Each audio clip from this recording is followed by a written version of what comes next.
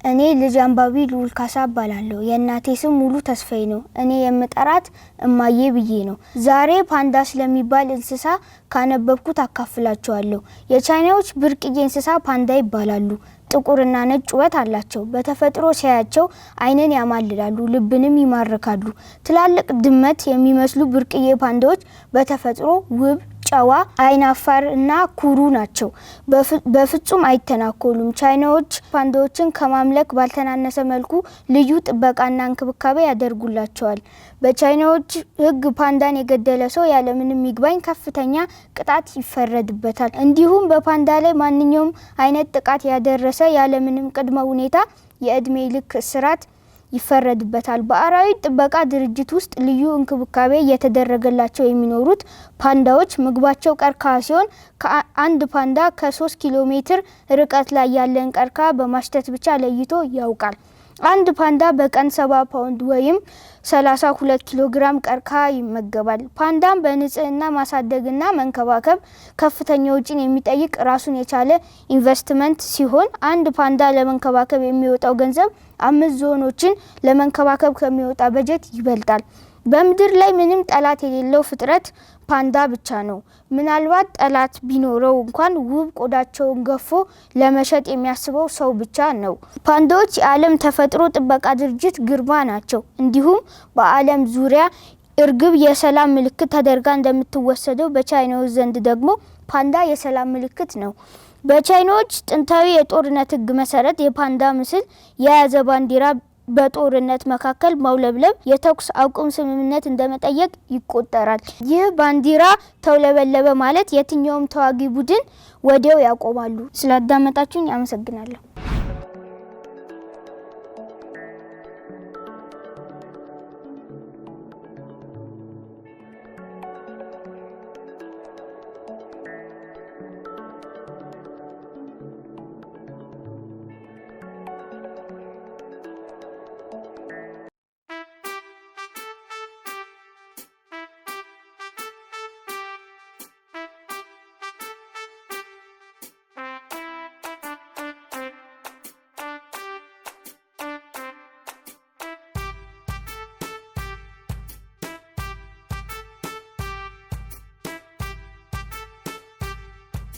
እኔ ልጅ አንባቢ ፍቅር ወሰን እባላለሁ።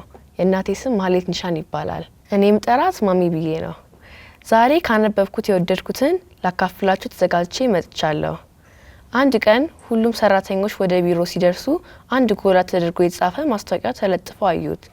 በዚህ ኩባንያ ውስጥ እድገቱን የሚያደናቅፈው ሰው በትናንትና ዕለት ከዚች ዓለም በሞት ስለተለየ በመሰብሰቢያ አዳራሽ ውስጥ የሽኝት ስነ ስርዓት ተዘጋጅቷልና መጥተው ይሰናበቱ ዘንድ በአክብሮት እንጠይቃለን የሚል።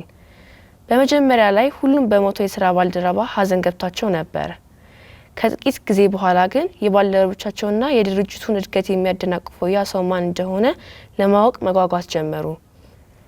አዳራሽ ውስጥ ያለ ሰው እየጨመረ በመጣ ቁጥር የሟቹን ነገር ተረስቶ እድገታቸውን ያስተጓጉለው ሰው በመሞቱ ደስታ ይሰማቸው ነበር። በዛው መጠን ማን እንደሆነ የማወቅ ጉጉታቸው አየለ።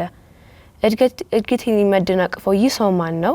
እንኳን ሞተ፣ አሁን ቶሎ አድጋለሁ ብሎ የሚያስቡትን በርካቶች ነበሩ።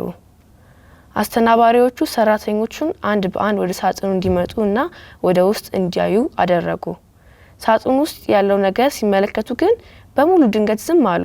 በሬሳ ሳጥኑ ውስጥ የጠበቁት ሬሳ አልነበረም። በምትኩ የራሳቸውን ምስል መልሶ የሚያሳያቸው መስታወት ነበር የተቀመጠው። ከመስታወቱ አጠገብ እድገቱ ላይ ገደብ የማድረግ ችሎታ ያለው አንድ ሰው ብቻ ነው፣ እሱም ራሱ ሆኖት የሚል መልእክት በጉሉ ይታያል። ያኔ ሁሉም ሰው ወደ ልቡ ተመልሶ ስራውን በአግባቡ ይሰራ ጀመር። በህይወታችን ውስጥ ለውጥ ልናመጣ የምንችለው ራሳችን ብቻ ነን። በደስታና በስኬታማችን ላይ ተጽዕኖ ልናሳርፍ የምንችለውም እኛው ነን። ለኛ ከኛ በቀር ረዳት ከየት ሊመጣ ይችላል? ስላዳመጣችሁኝ አመሰግናለሁ።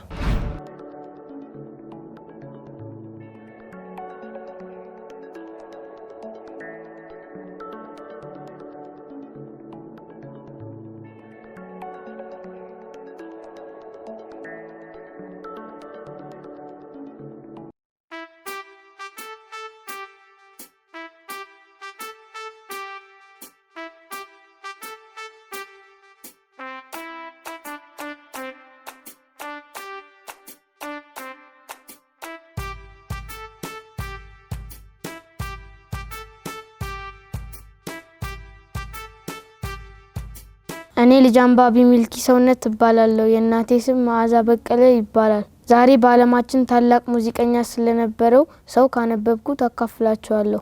ይህ ሙዚቀኛ ጆሃን ሰባስቲያን ባህ ይባላል። የተወለደው በ1678 ዓመተ ምህረት ጀርመን ውስጥ ነው። የባህ ዘመዶች የሙዚቃ ባለሙያዎች ነበሩ። አባቱ ገና በልጅነቱ ቫዮሊን አስተማሩት።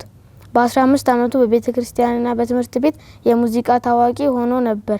ትምህርቱን እንደጨረሰም ለንጉሳውያን ቤተሰቦቹ ቅርብ በመሆኑ የተለያዩ የሙዚቃ ስራዎችን በማቅረብ ተወዳጅነትን አተረፈ። ብራንደንበርግ ኮንሰርቶስ ስራ በቤተ መንግስት አቅርቦ እጅግ ተደነቀ፣ ተሞገሰ።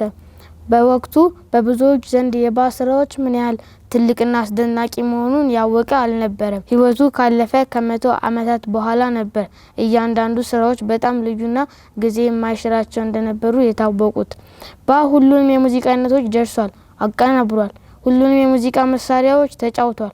ታላላቅ ኦርኬስትራ ስራዎችን በትላልቅ መድረኮች ላይ አቅርቧል። በብዙ የተለያዩ ሙዚቃ መሳሪያዎች ውህደት በመፍጠር አስገራሚ የሆኑ ዝግጅቶችን አቅርቧል። የሱ ስራ እስከዛሬ ድረስ የሚደመጡ ናቸው። ስላዳመጣችሁኝ አመሰግናለሁ።